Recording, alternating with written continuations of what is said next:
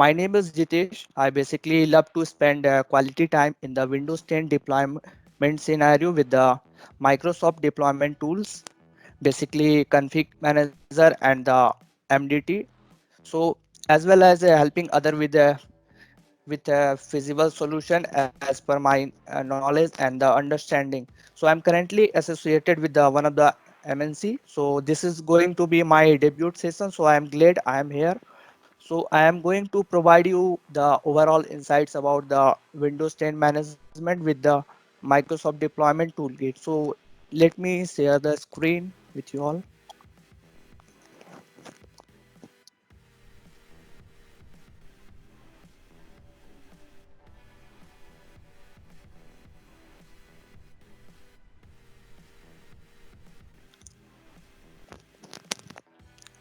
Hope all of you are able to see the screen.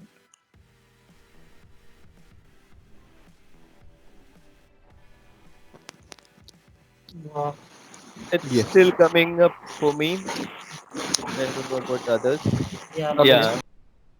Okay. So I hope like you all are able to see the screen. yeah, Jitesh. Okay. Okay. Perfect. Thank you for the confirmation. So let me go through the few PowerPoint presentation. So I will then I will back to the end. So basically today's session I will talk about the Windows 10 deployment method with the Microsoft deployment toolkit. As you all of are aware with there are like various tools are available for the deployment like SCCM and the MDT. So I basically talk about the MDT and the Windows 10 management with the MDT. So moving ahead to the next. So here is the session objective. So I will walk you through the review. I will be reviewing the Windows 10 image capturing process and providing you the basic insights about how, what are the requirements uh, during the capturing process, as well as we will create the MDT task sequence and providing you the configuration information for the deployments here and the few troubleshooting steps. So let me move to the next. So here is the like we need to prepare the environment accordingly. So for the offline media deployment as well as for the MDT deployment. So where we need the Hyper-V or VMware based on your like choice. So you can prefer anyone, and as well as we need the Light Touch tool, which is a Microsoft deployment toolkit, which is basically for the deployment, as well as the you need to configure the Microsoft deployment toolkit with the all those prerequisites like ADK and the other things. So I will talk about later on this. So here is the overview of the capturing process, which we are usually doing with the in the virtual machine with the dism command. So I will talk about the mostly how we are going to capture the image through the offline tool, which is the dism. So basically we need to run the sysprep on the virtual machine. So virtual machine is always preferred choice for capturing the uh, image. So I will talk about why we'll choose the virtual machine for the capturing in the later. So once we able to like run the sysprep, we need to prepare the WinP ISO to boot the WinP media, and again we will proceed for the capturing process, and we will save the in network shared location or as well as the hard drive based on our choice. Moving ahead to this, here is the sysprep process overview. So this is not in my word. So these are like provided by the Microsoft. So basically sysprep is a system preparation which help us to prepare the Windows installation for the Windows 10 client, as well as for the Windows server for the imaging, as well as is it allow us to capturing a customized installation and remove the PC specific information from Windows installation. That makes the generic image so we can install it anywhere or any of the hardware. So basically the sysprep is doing. So coming to the recommendation, so it is always recommend recommended to run the sysprep from the Windows directory, which is installation of the tool location of the sysprep. So the benefit of the sysprep. So sysprep basically removes the system specific data from the Windows, and as I said, it is preparing the machine for the installation, so it can be installed anywhere or any of the hard drive by removing the computer security identifier with SIA. So also provide you us to boot in the audit mode. So in the by going to the audit mode, we can do any of the further customizations. So as well as for the configuration, Windows, it will also providing us the configuration. So moving ahead to the limit, here is the limitation of the sysprep. So basically the sysprep uh, can be only executed by the administrator. So if you are not admin in your system, so you can't run the sysprep utility toolkit. So and only one instance of sysprep can run at a time. So sysprep not be used in the upgrade installation, and you can run the sysprep command up to 8 times on a single Windows image. After that, you must need to create your Windows image. So these are the limitation of the sysprep. So moving ahead to this, these are the command line which we are using for capturing the Windows 10 offline image. So here is you can see the different types of parameters are available, like audit mode, generalize. So basically the we are preferring to use the generalize. So generalize is preparing the Windows installation to be removing all the Unix system information from the Windows installation, as well as reset the key the although user base settings, so that makes the generalized image so we can use anywhere. So these are the available parameter for the sysprep: audit, generalize, and OB, and the reboot, as well as quit. So these are the parameter. So why basically we are choosing VM to capture the image? So we are choosing the virtual platform like Hyper-V VM, where anyone we can choose to reduce the deployment time, as well as we can take the snapshot, so that if any of the problem arises during the installation or the configuration, we can quickly revert to the any of the saved state later. So that is the very useful, as well as to rule out any hardware issues basically related to the driver part and anywhere. So we are keep preferring to use virtual machine to prepare the machine image.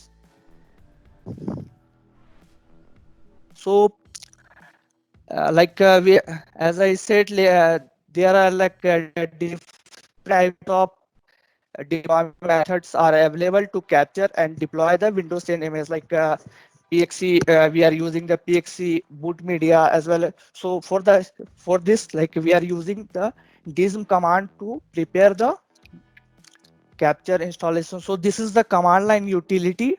Basically, that is used to mount the Windows image before the deployment, and with this tool it help us to capture and split the Windows image file in a different ways. So dism is basically installed with the Windows ADK kit, so it is also replaced the several traditional deployment tools like PEIMG, and as well as the INTL, CFG. You can see this type of tools. So these are the implementation process. So once we will successfully capture the image, we will move to the deployment share process, where we will import the captured media and proceed for the deployment. So it is always best to use the folder structure for for creation of the deployment, as you can see here. And for the if I talk about the different types of deployment methods are available, like bare metal deployment as well as refresh, replace. So these are the traditional deployment which is available. So basically I will talk about the bare metal deployment. So bare metal deployment is basically for the deploying a new device or wiping an existing device to the for the fresh installation. So if I talk about the modern deployment method, so we are having like in place upgrade deployment. So with this method, we can upgrade our OS and migrate app and settings. So in this demo session, I will talk about the mostly the bare metal deployment, which is used for the fresh installation of the image. So these are the planning process helps us to like prepare the deployment for the any production or the test environments. So the purpose of MDT is help us to automate the deployment of Windows OS and applications. So basically the MDT is configuring the unattended set of file for Windows and necessary file. So these are the process. So basically we will collect the file necessary to perform an MDT deployment, including the word earlier. So after that we will choose the language pack or any other settings based on the our requirement.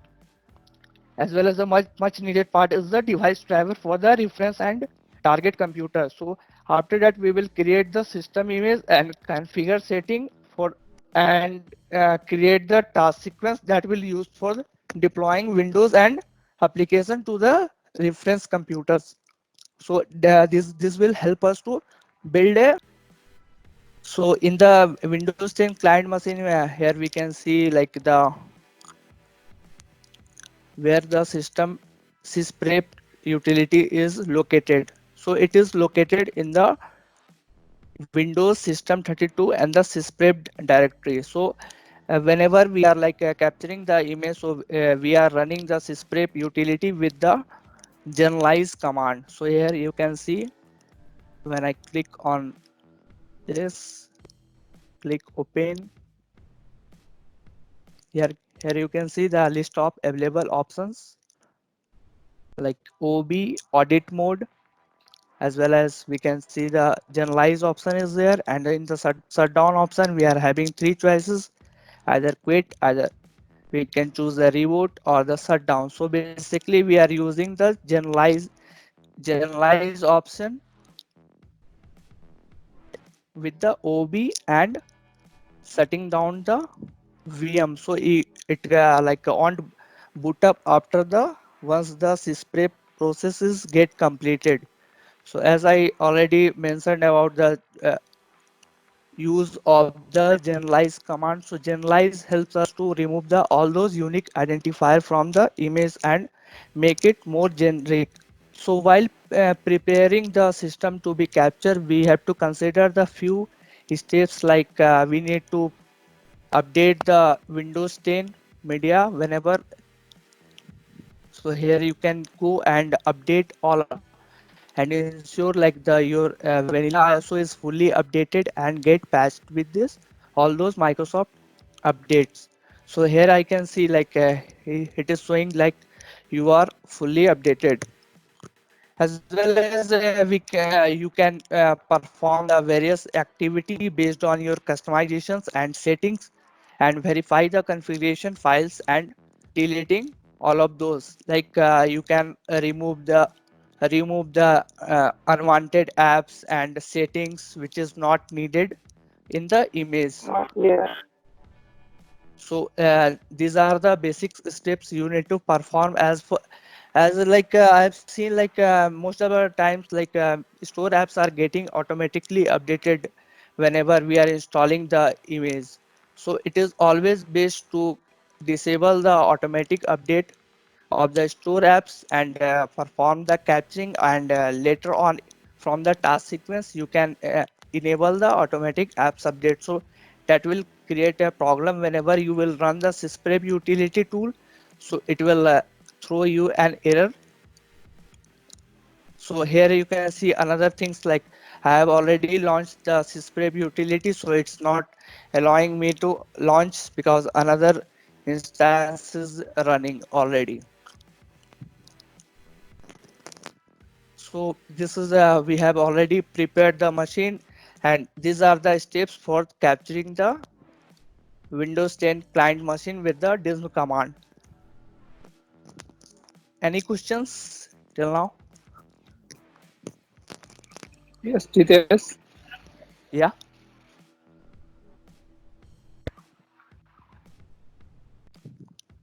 Hello.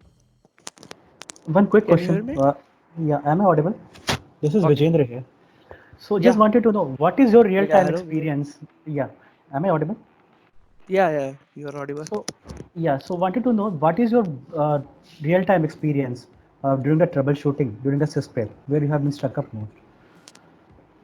Most of the times I have seen like we have faced the issues as I mentioned, like store apps are keep updating whenever we are trying to we are not blocking the app update from the either from the GPO or any of the registry. So it is preventing us to run the sysprep utility tool, and so it is always best to block the store apps installation.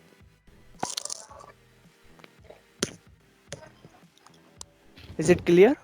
Okay, yeah, clear. Thanks so much. Jitesh, Amit here. Hello. Yeah, Yeah, Amit here.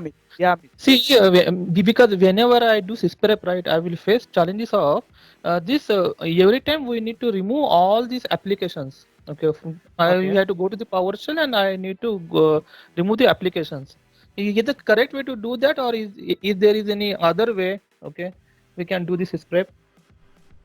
No, but like basically, whenever you will connecting the vanilla issue image uh, to the internet, so it the store apps is automatically getting updated from the internet. So it is always good to block the update from the internet. You can apply the GPO for that. Let me show you the GPO. Hope you are already aware with the GPO settings. Yeah, yeah. Because what will Okay, happen in our organization, this okay. Microsoft Store completely means blocked. Okay. So what we're doing, we are removing the complete apps. Okay. But when we do sysprep and capture image, and when we deploy that OS, right? Okay. Again, we'll see this all applications, store applications. Uh, like you need to also make sure that you are using the only one account for the entire process. So you should not logged in with the multiple user accounts. So in that case, it is creating problem here. I can see we have like multiple user account is there. So whenever I will try to remove the app from this account, I'm logged in with the Jitesh account. So whenever I will try to remove the app from this account, it will not going to remove from all those mentioned uh, like logged in accounts. So whenever you will try you are trying to capture an image, so make sure like you are only using the administrator account. Okay. But when new user log in, okay, Okay. so he will get the app store or he will not get app store. Yeah, he will get the app store. Okay, but how we can Only make block, because some companies, because app store is means completely means block. Okay, so we are removing this app store and we are renaming this some folders from the app Windows app where it is in C-drive means program files. Okay, so when new user joins, so he will get the app store. So how we can block that in image itself? Okay, so any new user join, he could not see that. yeah, there is a registry for like blocking the store app, so you can run the registry and apply for the all those users. So those users won't able to like access the store, Okay. as well as like it is always uh, make sure the settings you are going to apply is for the all user.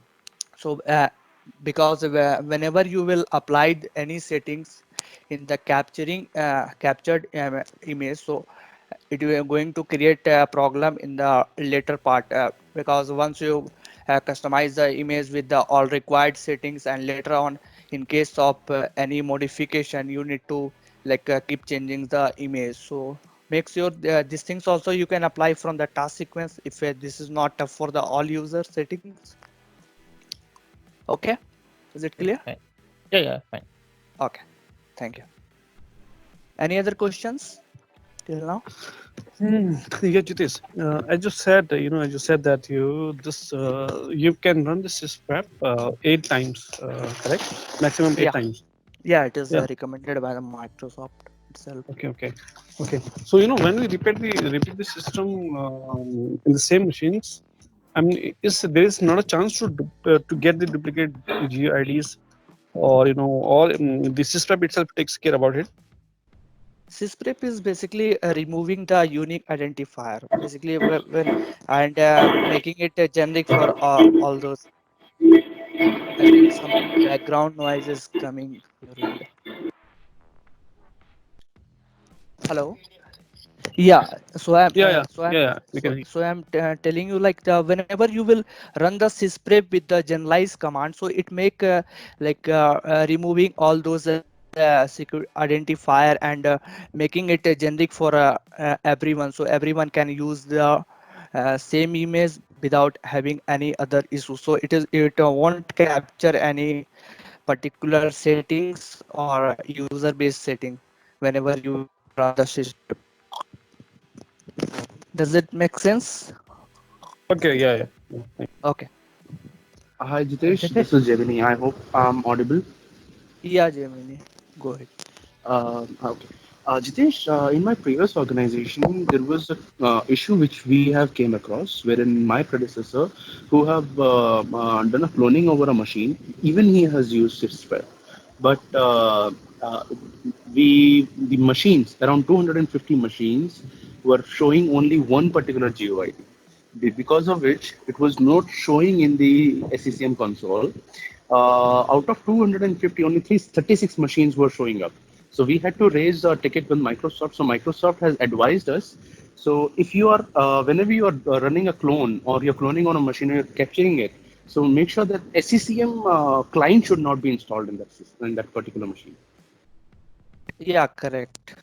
Is it Because correct or? sometimes, yeah, is it correct? Because most of like these applications are creating problems. So whenever we are performing the sysprep, make sure uh, reduce the application installed in the particular devices, and as well as as you mentioned for the SCCM client. So it these apps are really creating problems. So it always better to install from the backend, and as well as you can install from the task sequence end. So as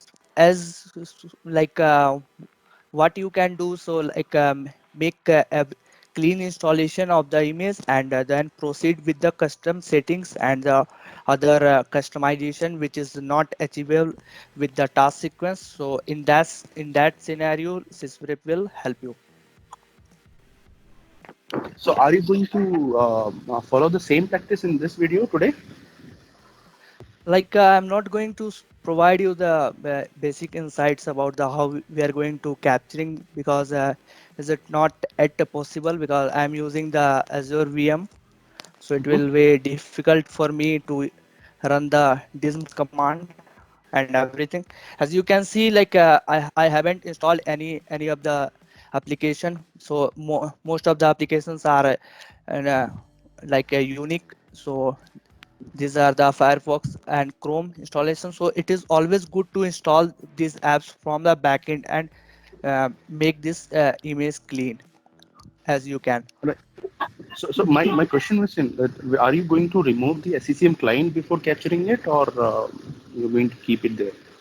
Yeah, we are keep removing the SCCM client. We are not installing. We are not installing in the image itself. We are taking care of the client and the client from the Okay. task sequencing. Okay. Thank you, Jitesh. Jitesh, one Vimal here, one question over here. Yeah, Bimal. Yeah, thank you. I just want to know, like, yeah, I have done this kind of thing, and I just use the audit mode when I am doing this one, no, clean installation. Okay. Because I guess I'm not sure, but when I use the audit mode, then what will happen? The whatever administrative accounts you have created, it will not create any default account, because if we'll use this normal setting and reboot the machine after sysprep, the default accounts will get created, I guess. So for for only for the default account, you are so basically only you need to take care of the account part as well. So, make sure the only one administrator account is active on the machine in which you are performing the sysprep. So audit mode is basically providing you the uh, flexibility to add the customization. So it is always good to use the generalize as as I have experienced. So it will help you.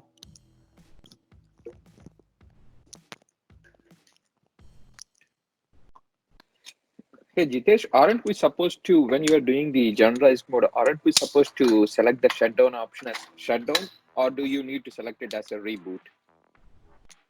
Shutdown we are preferring in case of whenever we are using the dism command. So in case of if I will select the reboot option, restart option. Here you can see these are the options in the shutdown, reboot and the shutdown. So reboot option while selecting the reboot option, it will automatically boot up, and in case of we fail to boot up from the WinP environment in case, and that is creating a problem. So it is always good to use the shutdown option in case you are booting up from the WinP ISO. Is Jitesh, it I have a clear? question. Yeah, go ahead. Hello, Jitesh. This is Chandras here. Yeah, Dhanraj. Okay. So, Jitesh, is there any rule like which application should go during the capture or which application should go during the deployment? Because not only SSM client, we have seen problems with the third-party antivirus, during the capture and the deployment. So, is there any kind of like suggestion on that? Yeah, there is nothing such kind of rule or settings, but basically we are not preferring to use the license-based application and performing the capturing process. So in the later part, whenever we need to customize or remove the application from the image, so in that case, it will create problem. So it is not a good practice to capture the like. As you said, the antivirus as well as the license-based software. So always try to put the installation from the task sequence. That will help you. Okay.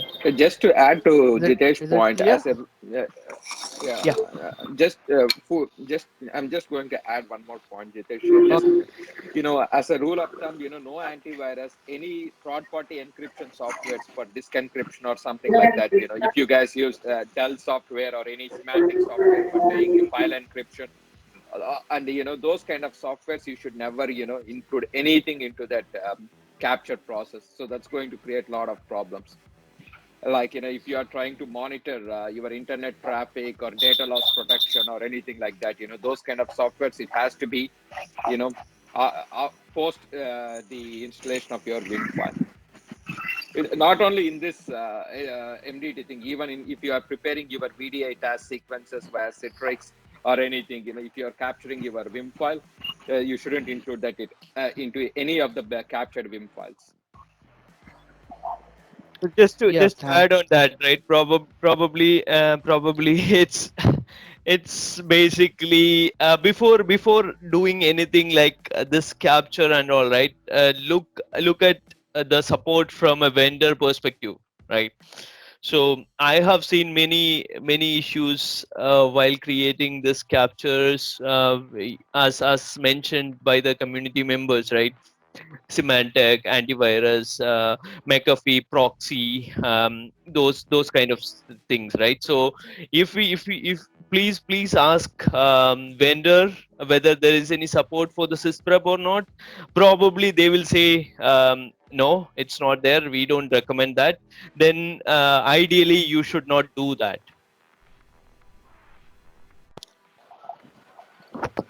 For me, I just include minimal application, which is bare minimum, and all the business related applications, license applications, software applications that might get changed in the due course of time. So which should not include in the Vim.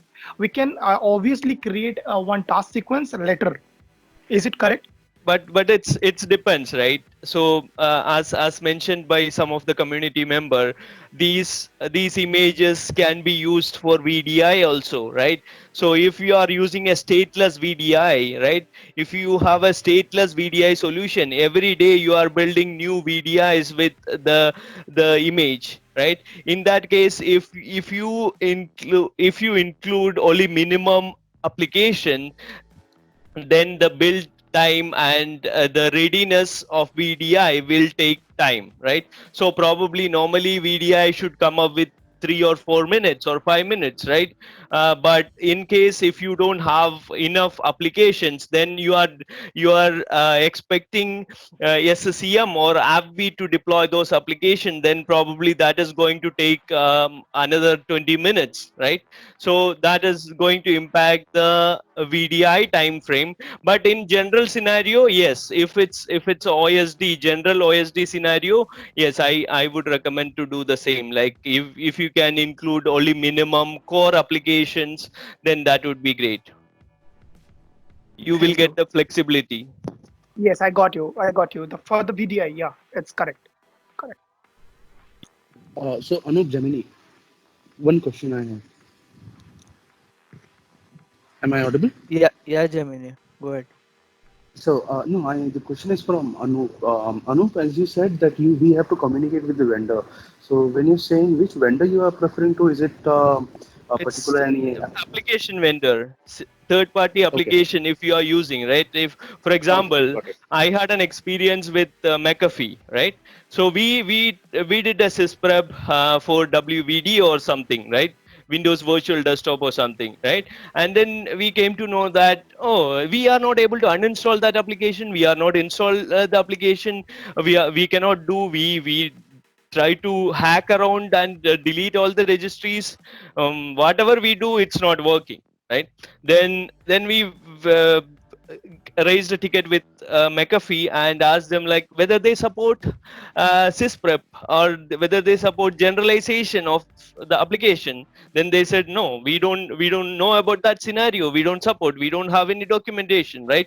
So we are going into unsupported kind of a scenario in that case. So if you are part of a big organization, then it's like you are taking risk on your head, right?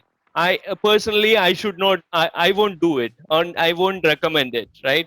If somebody is forcing you to do this, then probably you should get a statement from the vendor to help yourself, right?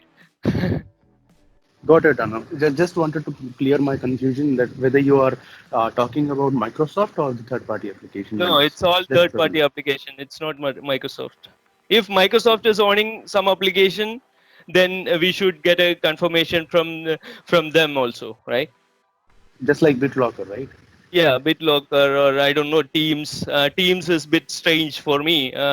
Its installation and its maintenance, everything is bit modern, more modern, right? So yeah. So your advice is if we are using Teams or any kind of application, we should be completely prepared and aware about that with the vendor's perspective. Yeah, that's a best way, right? Recommended way from our perspective, right? As a device admin, like I'm not talking from a management perspective or something like that, right? To cover ourselves up, right? Because if we create an image and we say like everything is going to work, and then people will find out there is some issue with the image, then we will get blamed, right? So I'm Right. trying to say, if we can cover ourselves with vendor supported statement, right, then vendor can support, right? Otherwise, if at all we raise a ticket with vendor, they will say like, no, we don't have any support, so you need to change the image, or then you will get a lot of hitback from your colleagues and your management, etc., right? So this is the best approach. You can avoid those kind of frictions, I would say.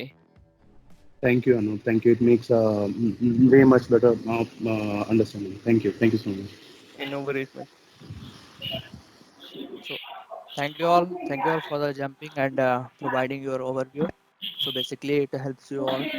So I'll always try to perform a clean installation in the Windows OS, and during the installation, make sure you have only one account associated with the image. So that will going to create problem if you if you are going to remove any of the user based applications such as store apps or any other apps. So always don't prefer to use the multiple accounts, so it is not a good practice, and these are the basic steps, and always try to clean up the machines from the quick access temp folder, so because this will all going to the reside inside the image, so later on that will create a huge size. So always one more important thing, don't include any of the driver in the captured image. So always make it generic. So hope this will help you all. Yeah, Jitesh, I have one question. I'm new to this, so just want to know, Okay. as you said that after sysprep you're using a disk command, right, to capture the image.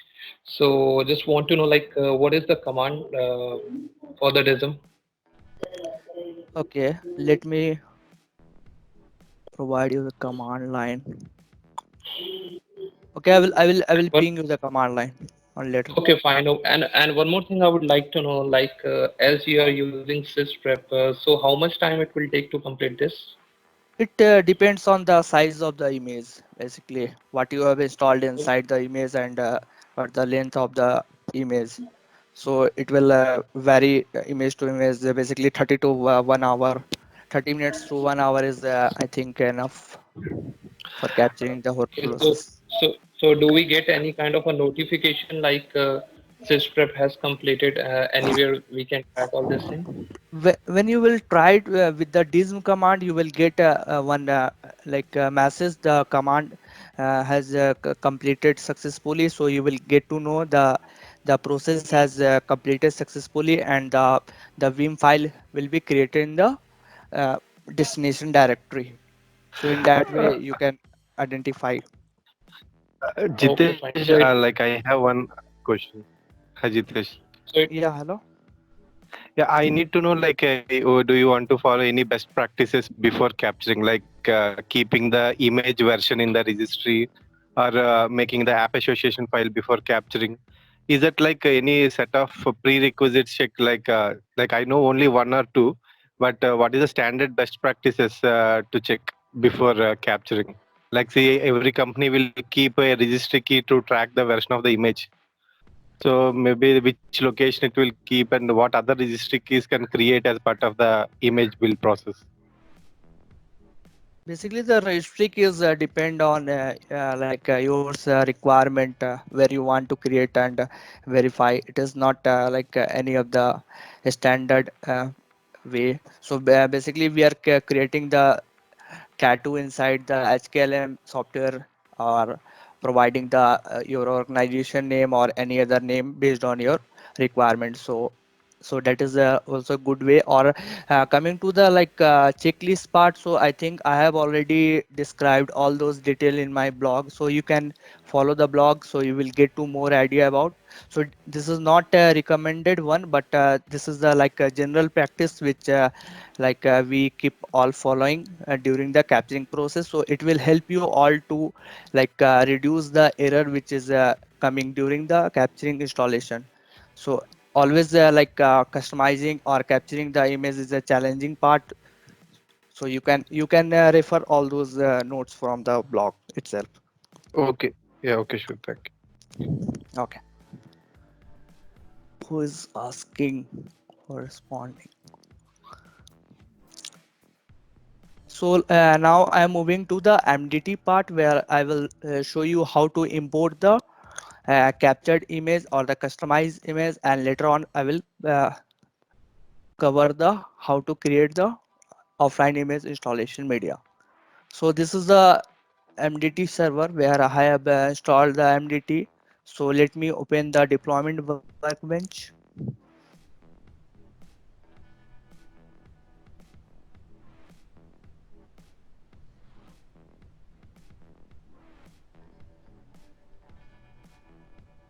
So here you can see like I have already created the deployments here and set up everything. So basically the deployments here is a essential folder or shared folder that is containing all the setup files and the script which is needed for the deployment solution, as well as it is holding the configuration file which is we are calling rules.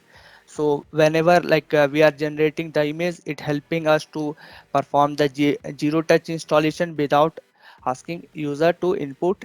So it will help us in that way.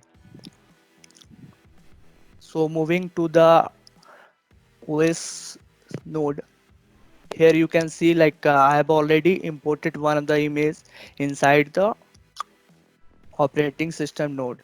So it is always good to create a folder structure, so that will help us to create the selection profile whenever we are using the offline image. So I have already created one of the folder. So let me show you quick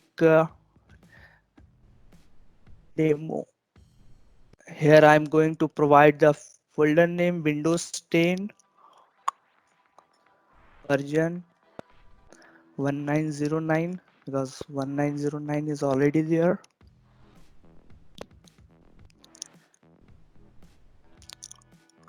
Here you can click on the folder, select import operating system. In case of the captured image, we are using the custom image file options. So it allows us to import the Vim file which we are going to deploy. And if we are having the full ISO source files, we can use this section full set of source file. So I am using custom image file. Here you can provide the image source location. So I am not going to provide in this case scenario because it will take longer time to import the full process. So here you can select the Vim file which you have already captured. So in my case the Vim file is there. So let me open the Vim file. Here we can see we are having one more option to move the files to the deployment share instead of copying them. So whenever you will select this option, make sure you have the backup copy of the captured image. So because it will directly move your file from the source to deployment share. So in case of any issues in the future perspectives, you will going to lose your captured image. So always keep backup of the captured image.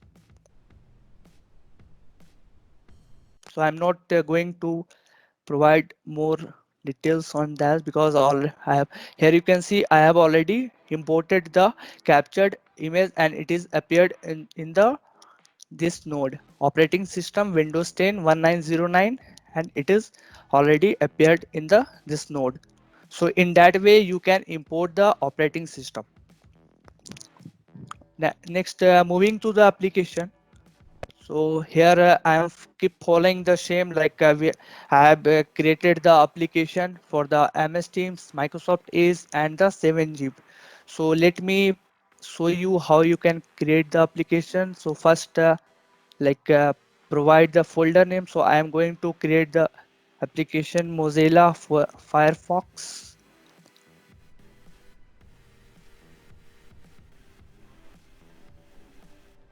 So here the folder has completed successfully. Let me go to the new application tab. Here I will select the application with the source files. Here I will provide the application name Mozilla Firefox. I'm not aware with the version at this moment. I will provide the publisher to be at HTMD. Later on we can change it. Here you can browse the folder where the source file is located. So let me check the source file. I think internet connectivity is not good.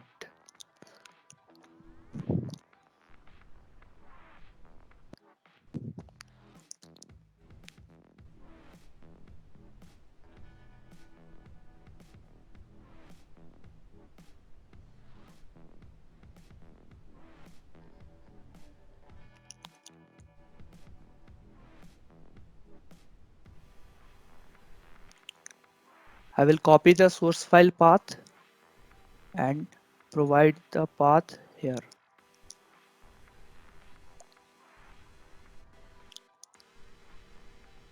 Hope you all are able to see the screen because I can see like network connection is Yes, it is. It fluctuating. is. Okay, perfect. Thank you.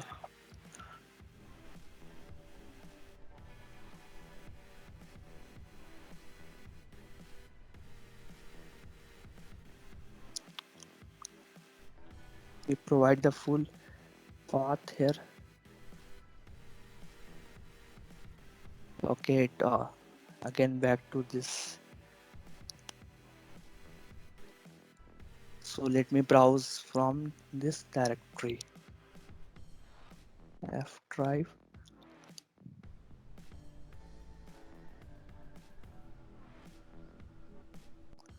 Where it is in source.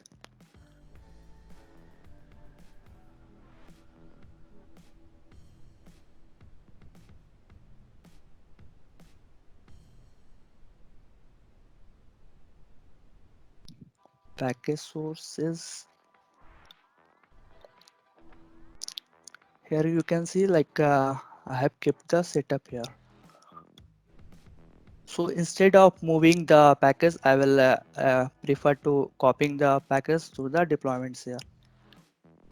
So here's the name which it is going to specify. I'm editing.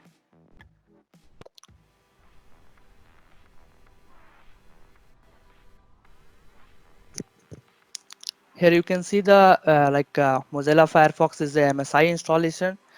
So most of the MSI installer have the same command line. So I have already find out the command. So I am putting it here. So in case you don't know the command line, you need to first install the application manually, and later on you can check the installation from the command line, and with the same command you can use here in this screen. So click next. So it is not going to take much more time, I believe.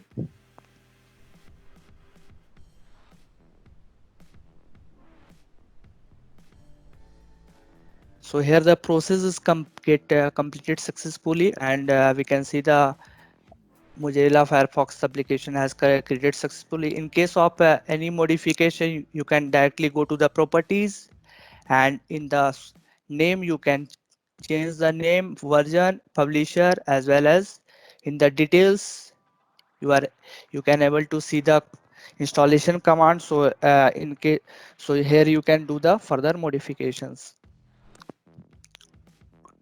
So this is all about the application part. Then moving to the out of the box driver. So driver is always an important part for any of the image. So you need to basically download all the device driver for the required model available from the OEM manufacturer website. Once you able to download all the driver, you need to extract or you need to put it here based on the driver like type. So in order to deploy the Windows 10 image with the unit, you will require to add the driver for the boot images as well as for the operating system based on the different hardware models. So here I've already created the folder structure based on the Windows 10 architecture and the different types of vendor.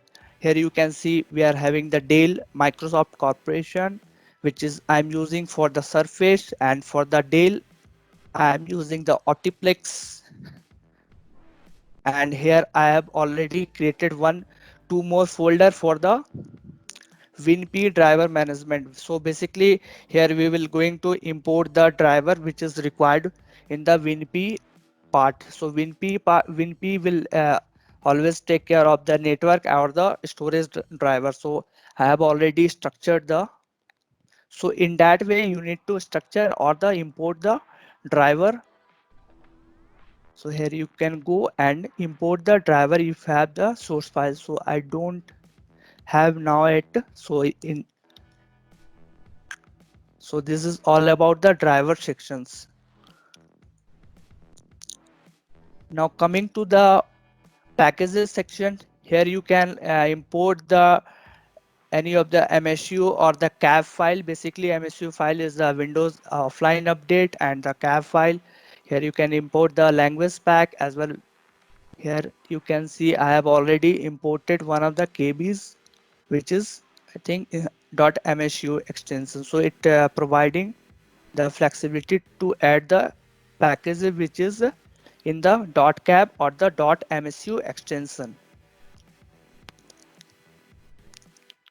Now next, once we will done with the everything like application, operating system, and the driver part, so I will move to the task sequence wizard. Hey, Jitesh, Yeah. when you are doing those drivers, you have like, two different kinds of profiles, right? Can you do a little bit of deep dive into those two different kinds of profiles just for everyone's sake?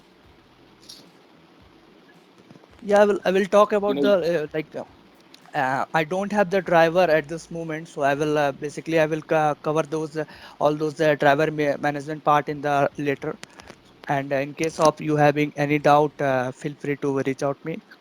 So I will definitely help you. Okay.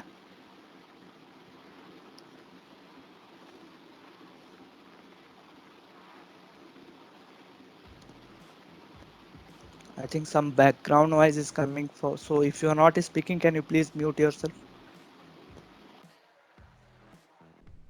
hey, thanks, Jitesh. Okay. So moving to the task sequence template, here you can here I will show you how you can create the task sequence wizard. So just right click on the created folder, select new task sequence. Here you can provide the task sequence ID, which can be anything based on your. Here I'm going to provide TS W10, and it will for the Y captured Windows 10 image. So this is the task sequence name and the task sequence ID. So you can provide based on your choice.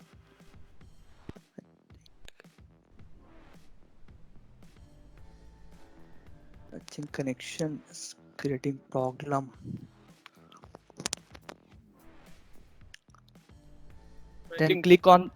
that's Yeah. fine then, Jitesh. I normally used to get that, but we can see the screen, no issues. Okay. Thank you. So here we can see like a list of the different template are available. Like let me show you the all templates. So these are the templates which is available inside the MDT task sequence. So the coming to the sysprep and the capture task sequence, you can also use the sysprep and capture task sequence to prepare the machine for the capturing image. And coming to the client standard task sequence, which is frequently we are keep using this template, which is using for the creating the reference image, and as well as you are not speaking. Can you please mute yourself?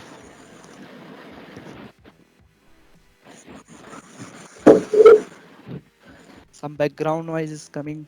So okay, thank you. So coming to the standard client task sequence, which is we are most frequently using this task sequence, which is basically used for the creating the reference image and deploying in the target deployment. So this is the client replace task sequence, which is used in the scenario where you want to backup the full backup of the source file and replace the. So these are the template. So I'm not going to explain all those templates. So basically I will be using here standard client task sequence in this scenario. Okay, let me choose the operating system. Here I've already imported the operating system. So in the specify product key, I'm not going to specify any of the product key here. In the OS setting, you can keep any of the based on your requirement. So here I'm providing the name Jitesh and the organization STMD. Later on, we can change this settings from the answer file, which I will talk about later. Use administrator password. This also can be automated through the rules file. So I'm not going to specify the administrator password at this time.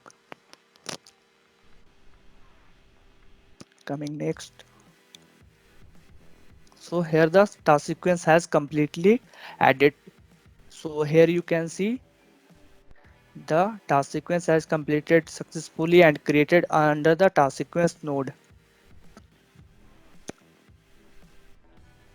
So I have already created one task sequence. So let me show you the task sequence which with the custom settings. Here you can go to the task sequence tab and let me close all those nodes.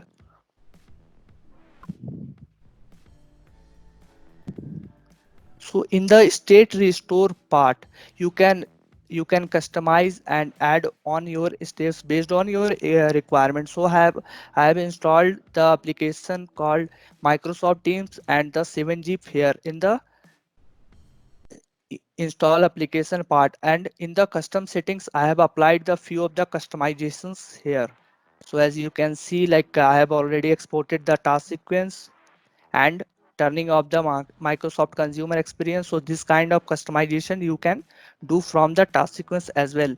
So whenever you are performing or running the any of the files, so you need to create one directory inside the script folder. So let me show you the screen.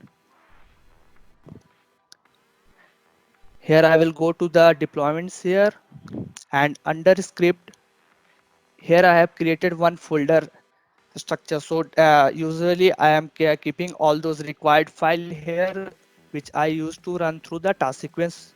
So here you can see I have kept this file for the which I am going to run from the task sequence. So here I have we have the layout modification, store apps script. So next, moving to this, let me show you. Here you can see I have provided the path of the start modification layout from the STMD custom folder. So here you can see. Then moving to the this kind of customizations you can do or perform from the task sequence based on your requirement. So moving ahead to the OS info section. So this is the most important for of the any of the customizations. So here you can see we are having the edit unattended .xml file option is there. So basically unattended .xml file is allowing us to configure numerous settings that are like required for the Windows setup process, and some of the configuration are like included the regional configuration as well as the user account information and the general installation settings. So once I will click on this edit unattended.xml file, so this is going to create one of the catalog file. So basically the catalog file is used for the like providing you the display information or the available component inside the unattended file. So catalog file is also a like a kind of a binary, you can say, which is so whenever we are going to create or edit the unattended.xml file, so it is every time creating the catalog file whenever we will do the OS changes. So every time when we do the OS changes, we must need to create the catalog file. So I'm not going to create at this moment because it will take a longer time, around 30 minutes. So I have already created and have the screenshot. So let me show you the screenshot how it will goes. Here you can see, once I will click the edit, it will going to generate the catalog file in this way. So basically, as I already told about, the catalog file is containing the list of the component settings and the value as well as the Windows feature and the package status. So it is generating a catalog file from the operating system node. So it will usually it's taking longer time. So moving to the next section. Hey, Jitesh, you always Yeah. have there is unattended XML file where you can, do all the unattended process, right?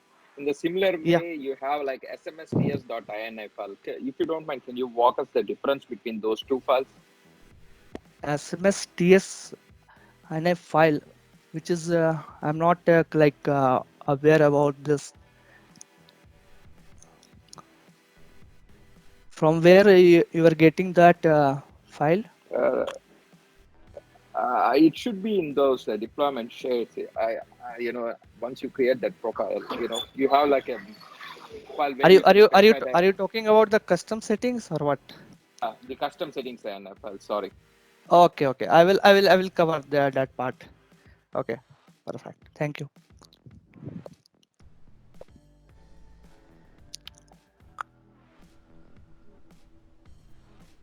So once we'll generate the catalog, it will prompt like this, and it will usually going to take longer time.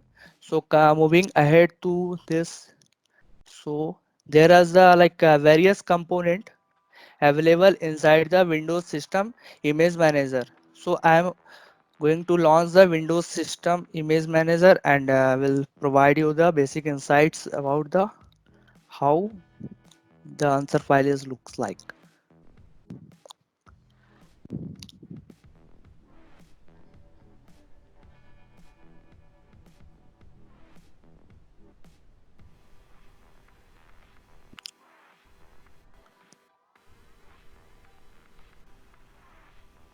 Hope you all are able to see the screen. So here you can see like we are having the 7 different phases of the answer file. One is the Windows PE. So Windows PE is basically used for like configuration setting, specify for the like WinPE for the installation part. So whenever this process is triggered, it will going to enable you to specify Windows related settings. Like here we can specify.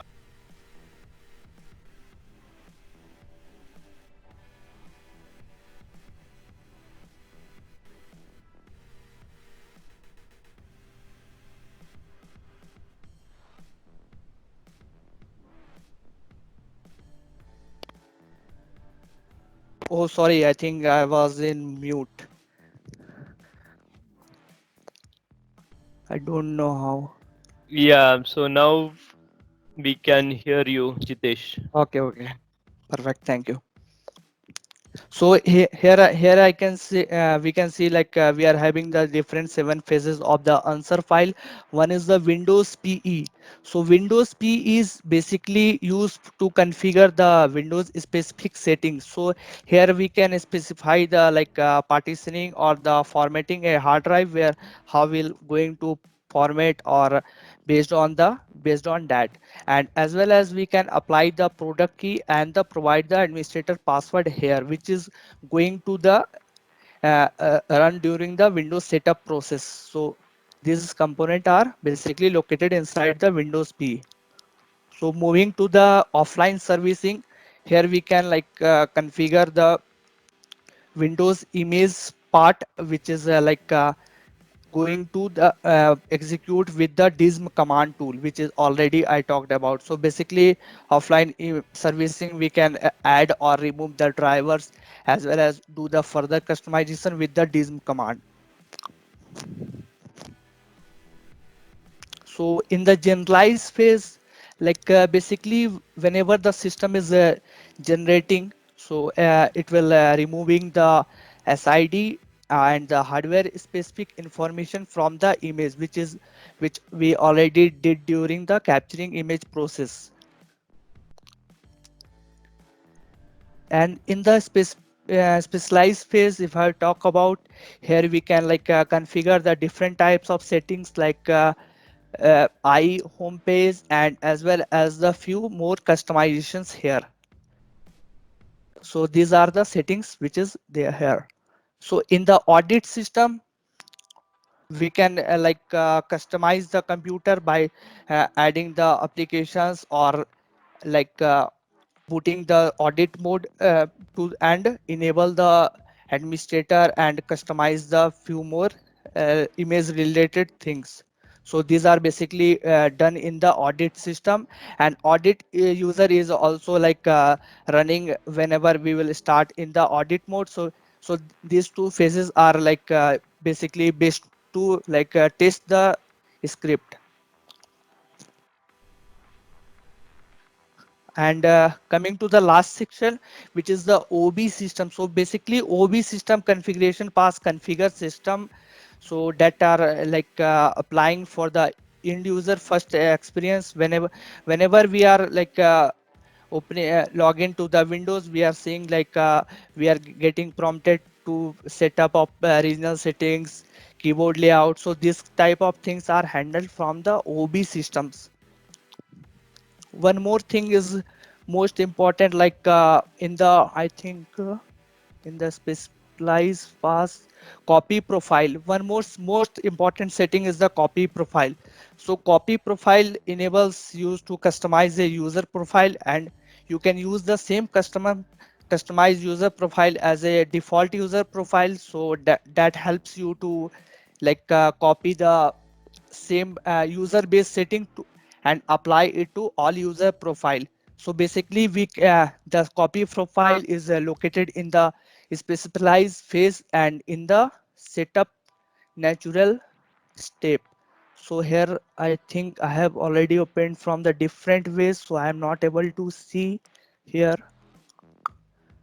Anyways, we'll cover that part in later. So basically whenever we will do the customization, so make sure like user settings, to apply the user base settings to all profile, we need to take care of the copy profile and make it true. So these are the phases of the answer files.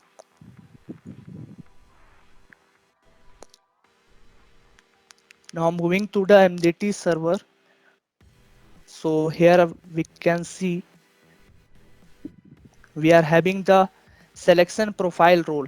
So basically the selection profile is like providing you flexibility to like and the control, like which kind of driver and packages are we are going to inject in the image which we are going to generate, as well as controlling the boot media and the replicating to the deployments here. So selection profile are like available in the advanced configuration node. Here you can see, and it is used for the several process for the offline media profile, as well as for the different types of handling the WinP driver management.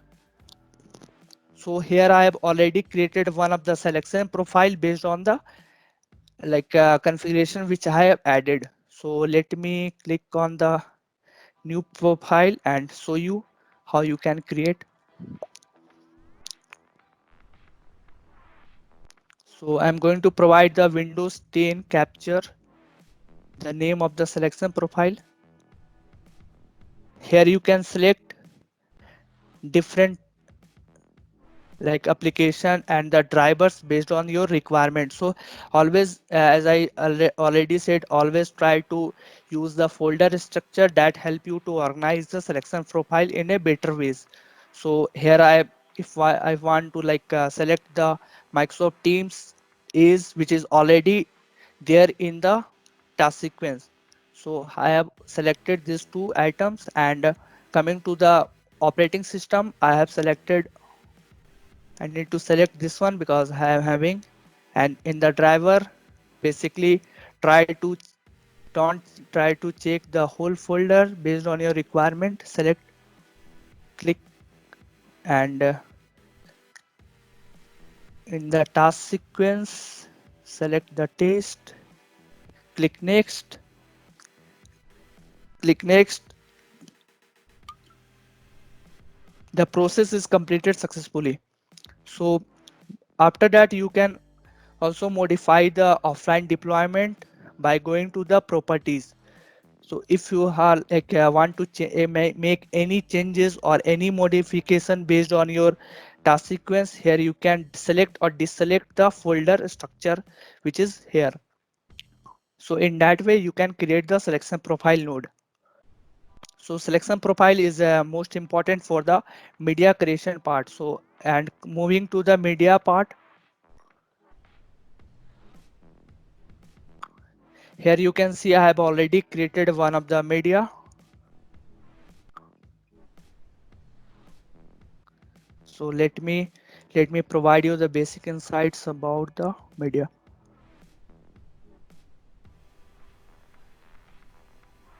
Jitesh, one quick Yeah. question. Yeah. So suppose if you are integrated with MDT with SCCM, so do we still need to make all the changes in MDT, or all these changes are only SCCM? If you can make all the changes in the task sequence, that is fine, right? So now you are completely showing MDT Yeah, task it is completely standalone MDT. If you are standalone. if you are going to integrate with the SCCM, you are having the different options inside Yeah. the SCCM, like you will able to create the UDI task sequence as well as the different types of task sequence nodes. So you don't need to every time do the changes inside the MDT. Whenever you will do any changes in the SCCM, it will automatically take the part of the MDT. So basically, two packages are using to handling, I think, settings tool and the toolkit package, which is taking care of all those customizations from the SCCM perspective. Okay. Okay. It's here completely MDT with imaging. Yeah, it is completely a standalone MDT. Thank Okay. So here you can see I have selected the selection profile Windows 10 offline deployment, which is I have already created, and it is already selected here. And if I'm going to in the platforms supported, I have selected the 64 boot image, so that way that I am going to deploy. And in the light touch image ISO, here you can provide the ISO name which is going to create. So this type of things you can changes from the general tab. Moving to the rules tab. So basically we are having the two ini file. One is the custom.ini file and another is the bootstrap.ini file. So I can say these are the main part which are controlling the deployment wizard. So it is taking care of all those computer name and the domain which you are going to join, and as well as the BitLocker settings and the various regional settings. So here you can see I have already automated the installation by providing the various configuration file in the custom.ini file. So custom.ini file basically working in the few parameter. Here you can see priority is there. So priority is determining in which order section is going to execute, and in the default section you can see the various parameter I have used. Like for the coming to here, coming down here you can see I have already automated the task sequence by providing the task sequence ID from the task sequence node. So this is going to be fully automated media, automated deployment media. So here you can select the SMS TS organization name. Here you can provide your organization name. So these are the variable which is using to automate the installation. And for the work group, and here if I would like to join this device to the domain, I have to specify the how would like to join to the domain. So here you can also decrypt the password through the different mechanisms. So I will try to talk about this later. So I have already provided the password here, so you can also decrypt the password using the different mechanism. So in case of the bootstrap.ini media, I'm leave it blank. So because we don't need the network configuration information which is going to the deploy the image. So let me show you the bootstrap.ini from the different location.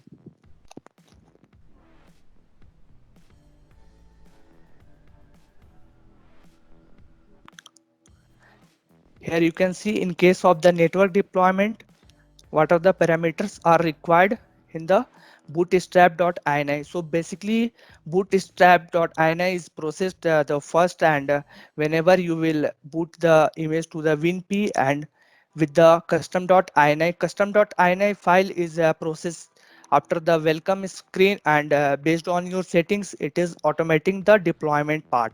So here you can see the various parameter used for the deployment route, user ID, password, as well as the user domain. So deployment route is the location of the deployment share. Basically this is the value set by the MDT. So whenever you need to update the deployment route value, you can change from this location, as well as this value for the user ID, user password, and the user domain is basically for the automatic login to the deployment share. So you don't need any credential whenever you will try to connect to the network credential to the deployment share. So these are the parameter which is basically used in the bootstrap.ini file.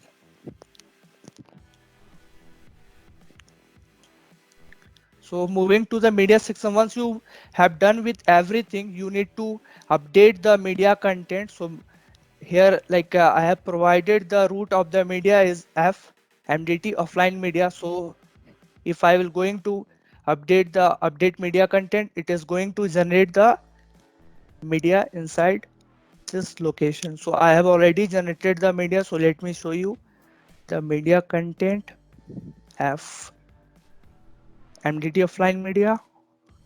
Here you can see we are having the ISO as well as the content. So content is already in the extracted format. So whenever we need to deploy the image, we are using the ISO part. So ISO part by mounting it to the bootable pen drive. Also you need to make sure one more thing, whenever the image vim file is extended to the 4 GB size, you need to split the image in a different ways. So by default the MDT is not configured in that way.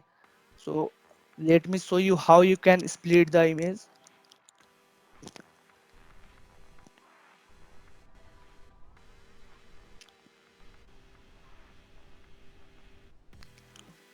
Coming to the script, control moving to the settings.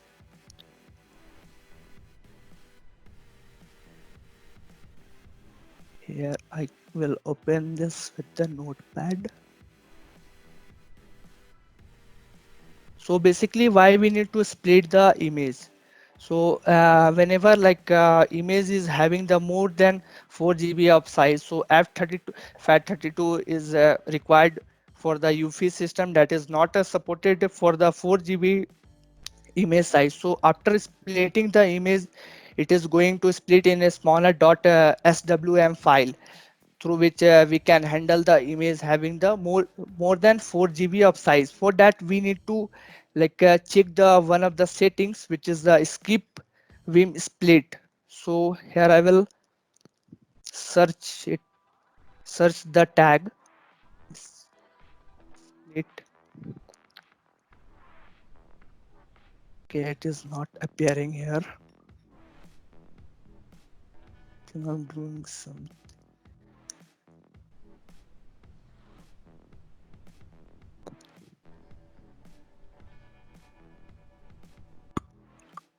I'm unable to find out from this location, so let me do the quick search again. It's Hopefully there above. It's there above. We have seen. Above, if you scroll up, you can see it. okay, thank you.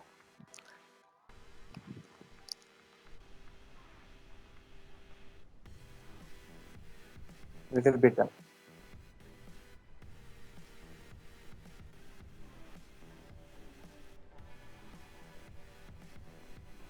So here we can see the skip vim split tag is there, which is already in configured by true. So we need to configure it false for splitting the image. So it is not by default. We need to do the changes inside the settings.xml file. So here I will do the false and save this settings.xml file in the same location.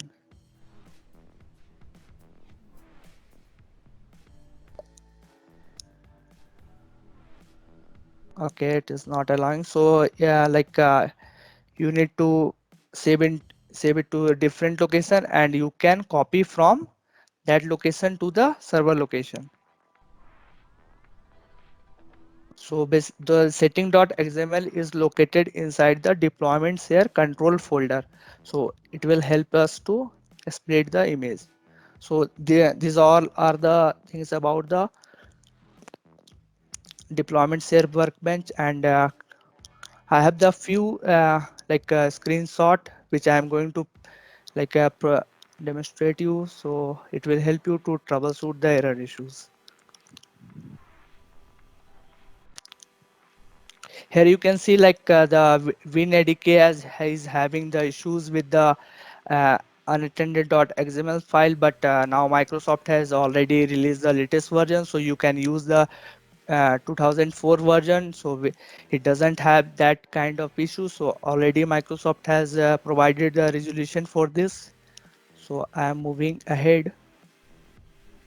So whenever the offline media is getting stuck in the, let me zoom out. So whenever the offline media is stuck in the black screen without any progress, so we need to basically take care of the ts.xml file which is located in the offline media, and we need to make sure like whether it is present or not. So sometimes I have seen the ts.xml is not present and it is going to create problem. So from here we can verify.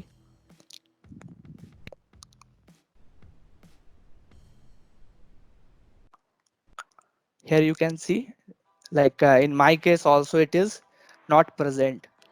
So I need to regenerate the boot media content to make it available here.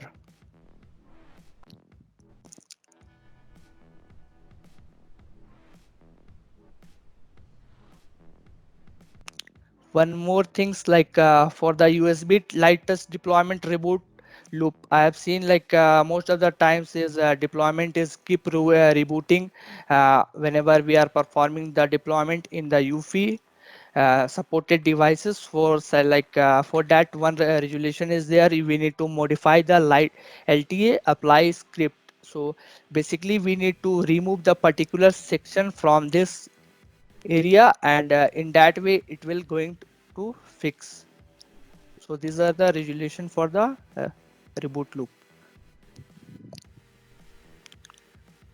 So this is the for the invalid deployment type.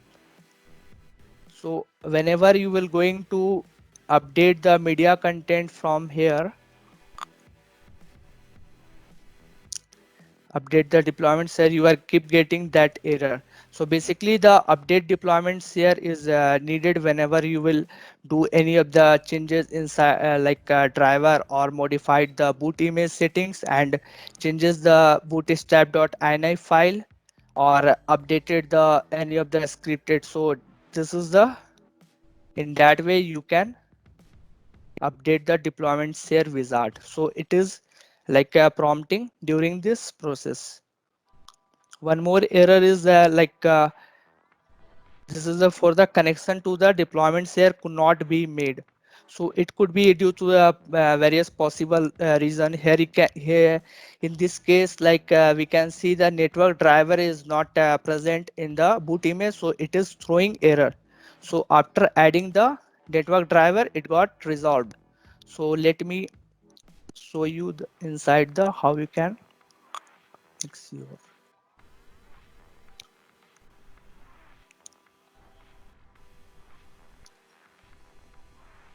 Here in the media tab, create and the properties, go to the WinP, and here you can add the drivers for the boot image. So basically it will include the network driver and the mass storage driver. So you need to take care of these things while creating the media.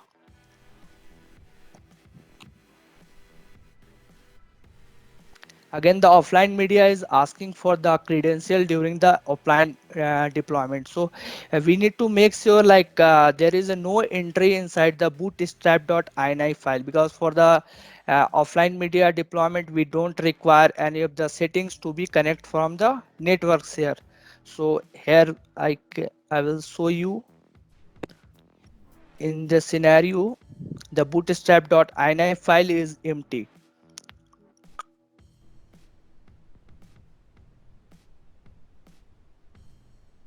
Moving ahead to the next resolution or error code, here I can see it is asking which specify which deployments here is going to use during the offline media. So it is basically happened due to the settings tag was missing from the custom.ini file. So we need to make sure we don't have removed any of the tag. Here you can see that settings tag is there in the top of the file. So this is the resolution for this error. This one for the offline media same issues. While generating the offline media, we are getting which deployments here. So in the same resolution, we don't need to specify the deployment route for the automatic deployment.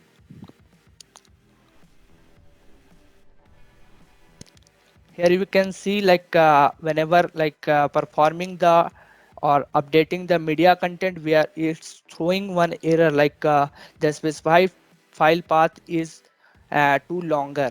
So here in case make sure you are using the folder structure is not exceeded more than 260 character. So here you can see it is counting from this out of the box driver, Windows 10 64-bit Dell Optiplex. So in that, so don't make it more larger. So always try to keep the folder structure short.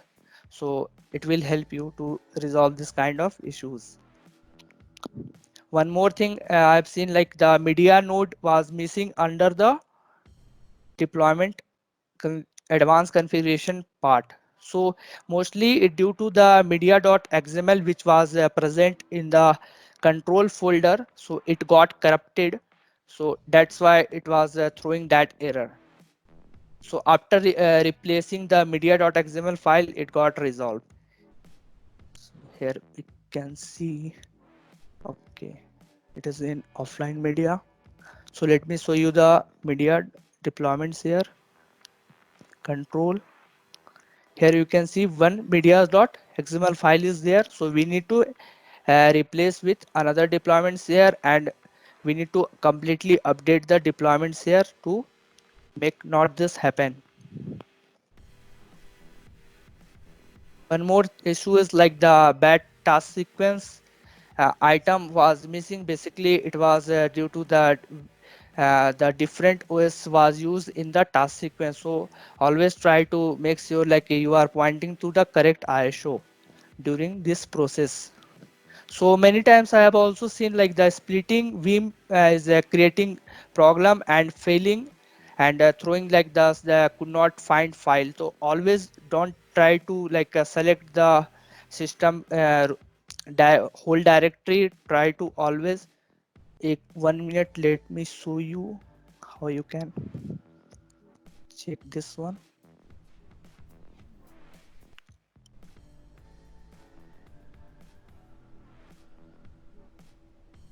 So don't select the entire folder structure, only select the required folder which is needed for the deployment. So in case if if you are going to select the complete folder structure for the operating system wizard, sometimes you will get this kind of issues. So this is the deployment summary issue. Uh, the summary wizard is appeared like this. So this is due to the higher we are using the DPI which is in higher resolution. So after doing the some of the customization inside the script and the summary XML file, it got resolved. So these are the so also as you all are aware, like SCCM has introduced like a progress bar in the task sequence. So if you would like to enable like this for the MDT, you can use the script created by the Damian. So by doing the modification in the JTI utility.vvs, you will able to get the same progress bar for the MDT task sequence, where you are all able to see the current step name with the current step number and the total step number as well as the percentage of total progression. So these all are the things. And one more thing, let me show you like how you able to export the task sequence in the MDT. So in many scenario I have seen like in the from the older deployments here we want to move to the new deployments here. In that case it is creating problems. So in that scenario it will help you to understand the flow. So I have already backed up the task sequence. So let me just copy the ts.xml file from the deployments here.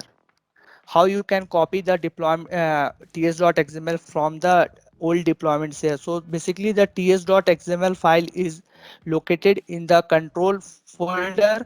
Here you can see like I have created the two different task sequence. So it is located inside the folder tsw10. Here we can see like a ts.xml file is already present here. So now I have copied the ts.xml from old deployments here. I'm going to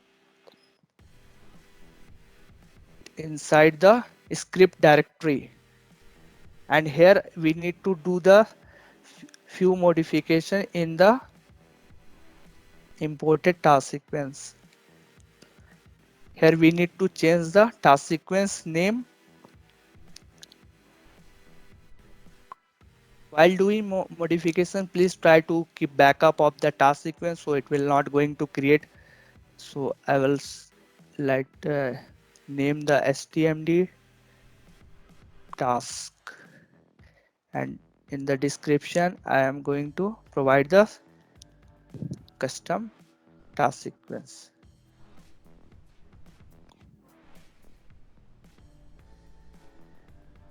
So let me save this. And moving to the task sequence wizard, I'm going to select the new task sequence and providing the ID here like W10, backup.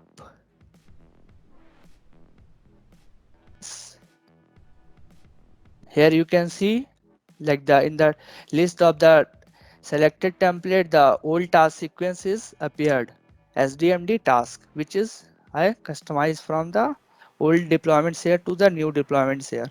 So here you can select the operating system. It is asking to select. So don't specify full name. You can see Jitesh DMD. Here I'm going to provide all those information in the different tabs. So once it is created, you can see the backup task sequence is appeared here. So by clicking on the properties under the task sequence node, you can check these are the customizations which was present in the old deployments here, which I have finally backed up in the new deployments here. So in that way you can import the older task sequence to the new deployments here. So any more questions? Jitesh, can you Yeah. cover that difference between the, I mean, which settings you want to use in the unattended.xml file versus custom settings.inf file? You can achieve, lot of things via one or the other, right? So can you provide some more insight on it? For the custom.inf file, I have already provided the list of the different tags here. So you can change it based on your requirement and your organization requirement. So here I have already provided the different parameter like OS install, skip admin password. So these are the basic parameter which I used for automate the deployment. So there are various types of tag available, variables are available. So you can use based on your organization requirement. And for the custom unattended.xml file, here you can see there are various settings. So it is completely whenever you are going to perform the deployment, so it is vary based on the your requirement. If you would like to changes in the I, so you need to go in the specialized phase, and in the home page you can check this kind of various settings. And in the OV phase, there are list of the settings are available like input locally, UI language, user locally. So this kind of various settings you can configure from the OV settings. And in this OB phase, you can see we are having the different parameters available like display. So whenever you are having the problem, you can in the flow you can press the F1 key. By putting into the value, it will going to provide you the various parameter which you are going to use from the Microsoft website. So you don't need to remember any of the things. So you can collect this kind of information, and based on your requirement you can edit the parameter. Okay. Thank you. Hello, Jitesh. This is I Amit want to here. add one. Hello. Yeah. Yes, sure. Yeah, Jitesh. Just I want to know in this SCCM, okay, this Windows updates, there is a tab we can inject this latest Windows updates in the task sequence. Okay. In MDT, how we can do? Sorry, can you please come up again? I think I See, lost you. when we capture the image, okay, suppose I'm capturing the image in this month, so I will update all the Windows patches, all this, and I will capture. Okay. Okay. So after 2 months or 3 months, okay, I need to inject the again this Windows updates. Okay. In this SCCM, we have the tab. Okay, we can select the current month patches, and we can inject in the image itself. Okay. But how we can do in MDT? In MDT, we are having two options. So here you can go to the packages, and you can create the packages with the .msu file, which we will download it from the Microsoft Catalog Center. So here you can see. And another thing, you can create the application for the particular KBs if it is not supported or some. So in that way you can deploy the offline deployment with the MDT task sequences. Yeah, but if I added in this Windows, this means packages in Windows offline updates, how that will come in task sequence? In task sequence, what the commands or where I need to inject means give this in task sequence? In task sequence you need to add the particular package and point to the particular KBs. So in that, so here you can see, let me check. So Jitesh, One, Yeah, before answering that, Jitesh, this is yeah, Anup here. yeah. We are a bit concerned about your laptop battery. No, I have already put it in charge. Oh, okay, fine. Thanks. Thank you. So here you can go and point to that particular KBs. So let me show you. Do you want to use the offline KBs or want to automate through the WSS? See, WSS means there will be again internet this one, right? The restrictions are there. Okay, so if it's offline, okay, so that's also okay. So in the offline packages you can in case you are going to create the application package, you can point from this section to the particular KBs, or in case of the package, if you are going to import from the this wizard, so you need to automate from the custom.ini settings. So I will show you I will provide you the information what tag you need to use exactly. So I don't have that access at this moment, so I will provide you that. Okay. Sure. Okay. Okay. Fine. Thank you. Okay, thank you. hey, Jitesh, Dhanraj here. Yeah, then Jitesh, you were talking about the copy profile is equal to true setting in Yeah. the unattended.xml. So is it really necessary for Windows 10? Is it not necessary? It is depends on your requirement. If you want to copy every settings from the user profile to the latest user profile, or the user based settings you want to apply for all of the users, in that case you need to make the copy profile true from the unattended XML file. So you need to also take care of the few user based settings, like if you are going to provide you the desktop icons or arrange it in that way. Here you can see if you are going to customize the start layout, and if you want to apply the same start layout in the next user profile in or another customize user based customization. So in that scenario you need to make the copy profile true from the unattended.xml file. It is not necessary, but it is depends on your requirement. Okay. Any other questions? So I want to add one more point in regards to the custom settings.ini. Yeah, sure. So from my experience, I see if we integrate MDT with like a SQL database, we can have some roles and rules created in it, and we can minimize the custom settings.ini. And also where we use it, we have 6 different domains which are used to deploy an OS.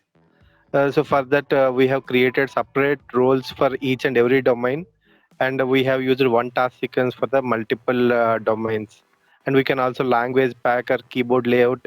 We can easily customize in the database roles, like if we configure it. So then we can minimize the custom settings. Yeah, you are correct. Yeah, we can also do in that way, or we can provide the parameter inside the custom.ini file. If you are if you talked about the different 6 reasons, so in that case we need to provide the different parameter based on the task sequence node. So it is like a bit larger process, so you need to understand the complete each and every variables which is used in the custom.ini file.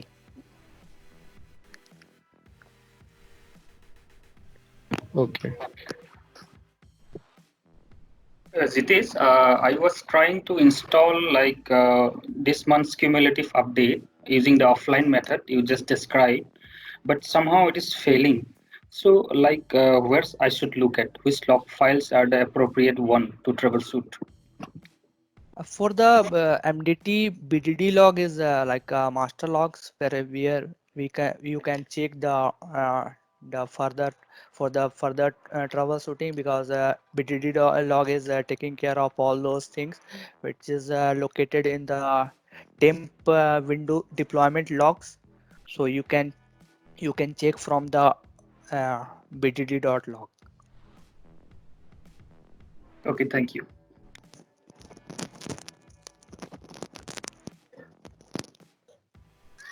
Okay, Jitesh, I have one question here.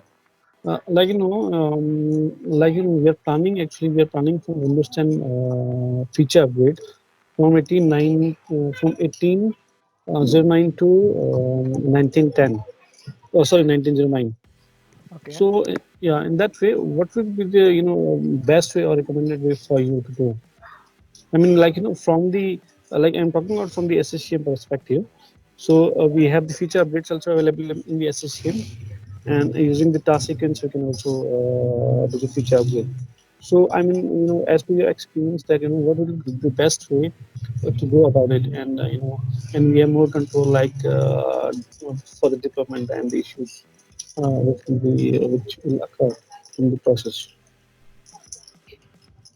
If you want to like change any of the drivers or the customization in the existing machine while upgrading, so you can prefer to use the upgrade task sequence. Otherwise, I think the servicing option is best, and it will take less time. So you can go with the servicing options. That will go better. Okay. I mean, is there any scenario like where you do the feature update using SSCM? So in the existing system, have you got any issues like with driver issues, with application issues, something like that? Have you seen that?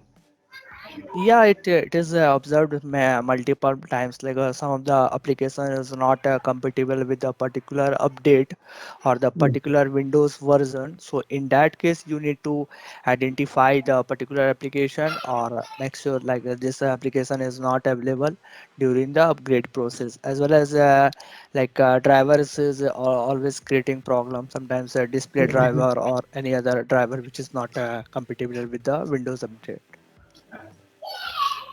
Okay, so in that scenario, how will you exclude those things for the if you are going with the feature update using SSCM? So it whenever you will perform the feature update, you don't have I don't think you don't have choice to exclude those things. So you need to prefer either for the uh, creating the package, or the based on your findings, whatever you will find. So in that way you can sort out the issues, and back to the servicing options.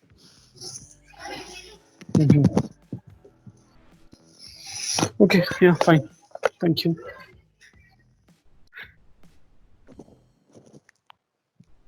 Jitesh, is it recommended to like include the drivers during the capture process? No, it is not best way to include the driver inside the captured image, because we are generalizing the image and making it available for all those hardware models. So it is not. Okay, so is it the same reason we do not like capture a hardware, or instead we use in like a virtual machine, or there are Yeah, some different reason? yeah. Basically for rule out the hardware issues. So we are preparing the image in the virtual machine, as well as you can see the capturing process is creating many problems. So it is not possible to revert the uh, hardware or capture the image from the hardware OEM build. So if you will like perform the capturing process from the particular OEM devices, so it not going to be generic. So we need to suppose we are like using the Dell or the Surface image. So in that case we need to use the same image for the same models. So it is not a best way to prepare the image. So always try to use the virtual machine to capture the image. Okay, thank you. One more question is there. Like one way is to like manually find out the sysgrep .exe in the system32, and then take the generalize and start the like process. And one way is to like initiate it from the MDT task sequence. First to build the machine and the sysprep and capturing the WIM file. So which way is like better, the manual one or the MDT task sequence, sysprep and capture? Basically, like most of the organizations are having the network blocked, and due to that, it is not or kind of policies applied. So it is not allowing the MDT task sequence to run in that environment, because you can see like MDT is using the VBS script as well as the various scripting files. So in that scenario, DISM is helpful. Okay. So basically, it is the network restriction. Then we go for the manual method, right? Yeah, it is good to go. Okay, thank you.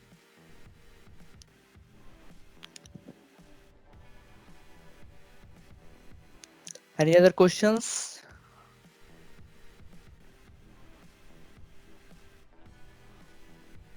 Okay, if not, right, we can take one more question. Otherwise, we are going to end this call for today. Thank you, Jitesh. Thank you very much. It was really wonderful session, and virtual claps for Jitesh. So, Thank you, sir. Thank you for the opportunity. and Thank you, Jitesh. Yeah, so really this is a nice session. okay, so we will all meet you tomorrow, same time, same place, with a different meeting link, right? So thank you all. Bye bye. Thank you all. Thank you for the joining the Thank you. call. Thank you. Bye. Thank you.